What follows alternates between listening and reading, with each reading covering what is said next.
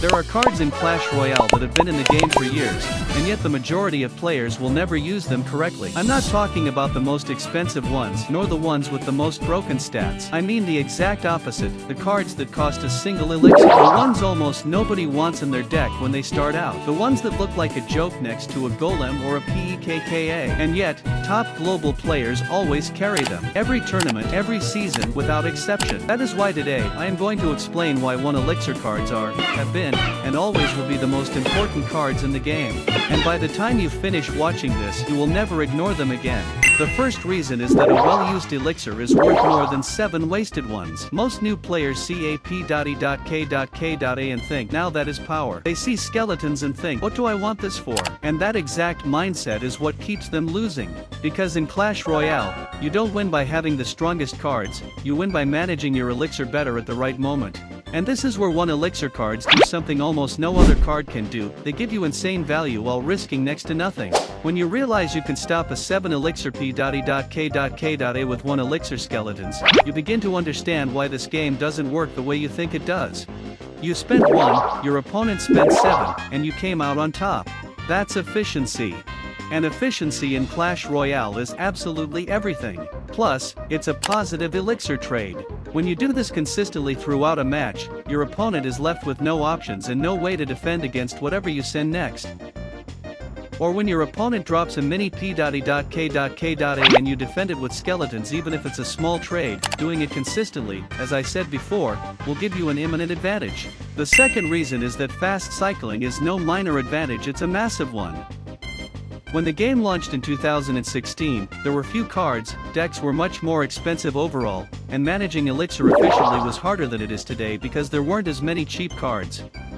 There were no simple ways to reset enemy troops, so veteran players constantly had to reinvent how to defend with what they had. In that context, most people didn't even include skeletons in their decks. Back then, they were just 4 little bones that died in one hit. But then, some players started noticing something: a cheap card gets you back to your main damage dealers faster.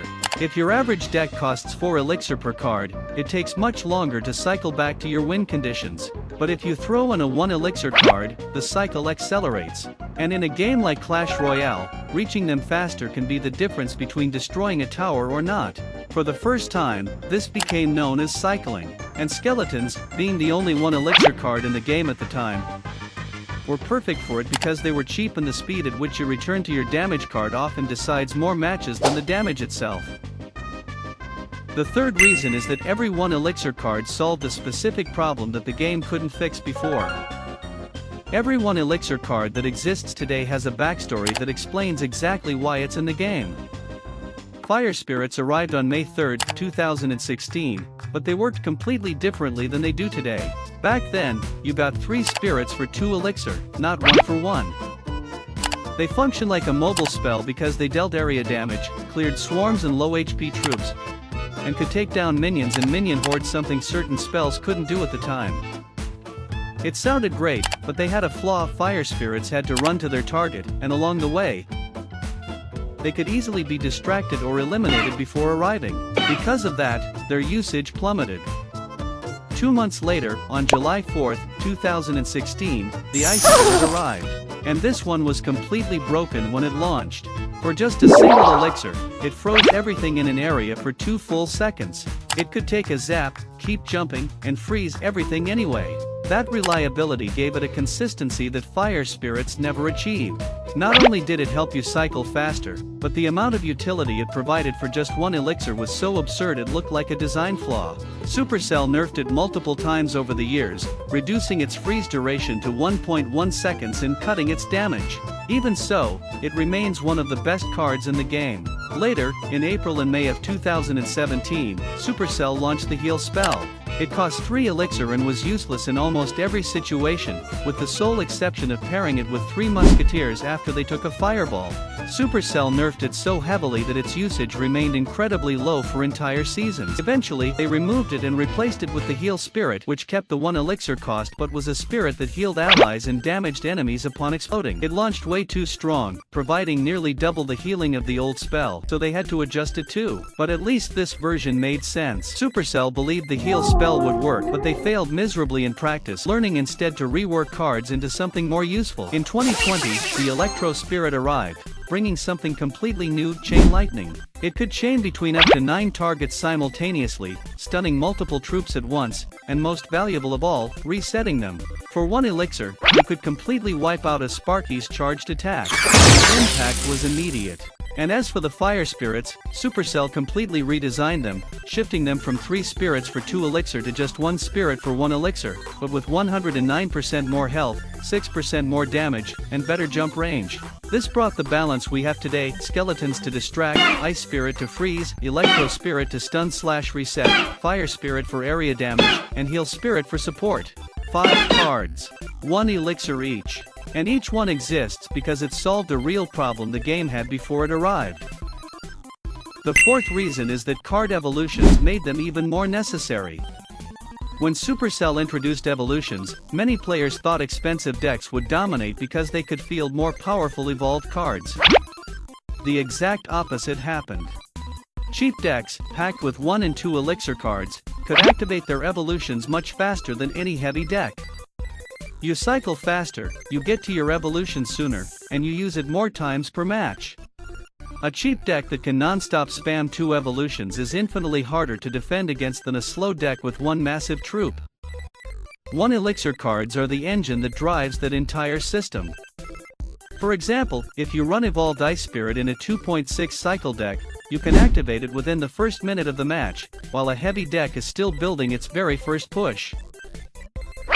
This means you already have an active advantage while your opponent hasn't even reached their most important card or their evolution. In double elixir, the difference multiplies because you cycle twice as fast and activate the evolution twice as many times. The 5th reason is that they provide constant pressure with 0 risk. Every 1 elixir card you play does 4 things at the same time: it cycles your deck faster, forces your opponent to respond or take damage, generates value if left unchecked, and if it dies, you only lost a single elixir which regenerates in less than a second. There is no other way to apply pressure in this game that is so efficient and hard to ignore. You can play a Mega Knight and have your opponent counter it for 3 less elixir than you spent. In that case, you lost. But you can play a Fire Spirit and force your opponent to spend 4 elixir to stop it. In that case, you won. And that difference is what separates players who climb the ladder from those who stay stuck forever. Like when you pressure with a Fire Spirit and your opponent drops a Knight just to avoid taking damage, or when your opponent has a Can 1er and you drop Evolved Skeletons, forcing them to respond no matter what. That is why today, trying to build a seriously competitive deck without at least 1 or 2 1 elixir cards is practically impossible. Not because they are the flashiest, and not because they have the best stats, but because they make everything else in your deck work better, faster, and with less risk. The 6th reason is that they will never disappear from the meta, no matter what Supercell does. And this is something that doesn't happen with almost any other card in the game. Think about how many cards have dominated the meta for a season only to vanish completely after a nerf. The Prince, the Goblin Giant, the Mortar back in the day. Cards that were absolutely essential and are barely used today. 1 elixir cards don't work that way. Supercell can nerf them, reduce their damage, their speed, their range, or their duration, and they will still show up in the best decks in the world. Because their power doesn't come from a specific stat. It comes from their cost and their utility. It comes from what they do at the exact moment you need them. Skeletons distract your opponent's most expensive troop while your tower shreds it. The Ice Spirit halts an entire push for a second, which can turn the whole game around. The Electro Spirit chain clears 5 cheap troops coming to take down your tower. 1 single card, 1 single elixir, and the problem is solved. Almost no other card in the game can do that with such efficiency. Plus, they will never touch the 1 elixir cost, because if they do, they break the entire structure of the game. That makes them practically immune to real nerfs.